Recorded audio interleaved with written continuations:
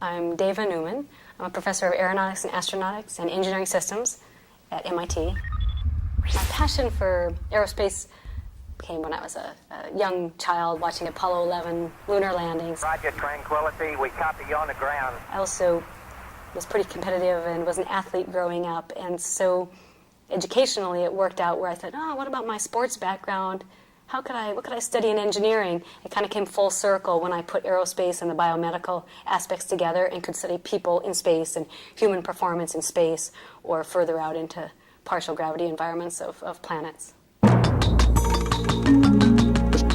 It's time for us to realize this biosuit has second skin capability.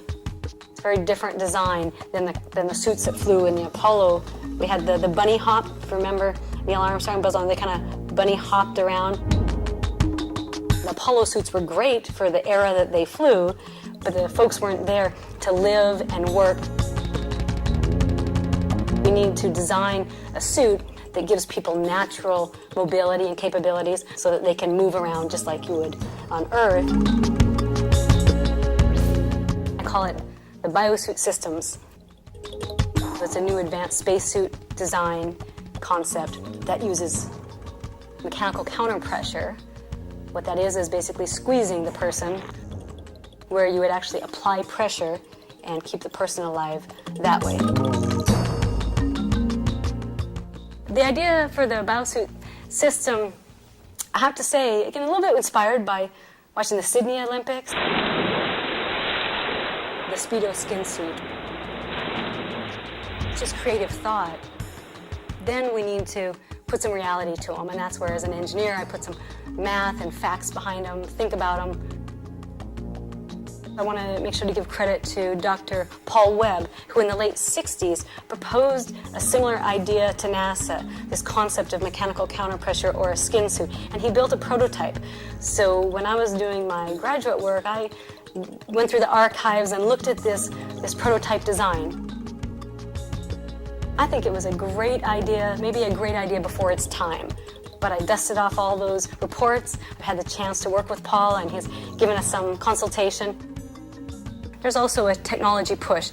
New advanced ideas and technologies we can incorporate into spacesuits for humans. Buzz Aldrin now is an advisor on my advisory board. So it's nothing like having someone who was there on the moon and say, what do you think about this new suit?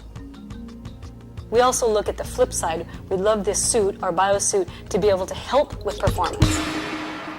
Our astronauts on a Martian mission, they're going to be at least 6 months in the craft. If they don't have artificial gravity, they're going to end up on the Martian surface a little bit debilitated. They'll be okay, but they won't be able to perform at the high standard you would like them, given the expense of the mission. So if we have a suit that can enhance their performance and help them with locomotion, that would be ideal. These projects are critically important. We're trying to solve problems that are 10 to 40 years in the future, not just today's problems. So they're very challenging. That's fantastic. My students working with me at MIT, they want the tough challenges. They want to answer questions that no one's answered before. I think people at the individual levels, the scientists and engineers and children, we all want to explore space together. We all have the same dream. I have Italian colleagues and Russian colleagues. We learn a lot from each other. We're working together. I hope we can pool some resources around the globe and be able to realize our dreams to get humans and robots back to the moon or Mars and beyond.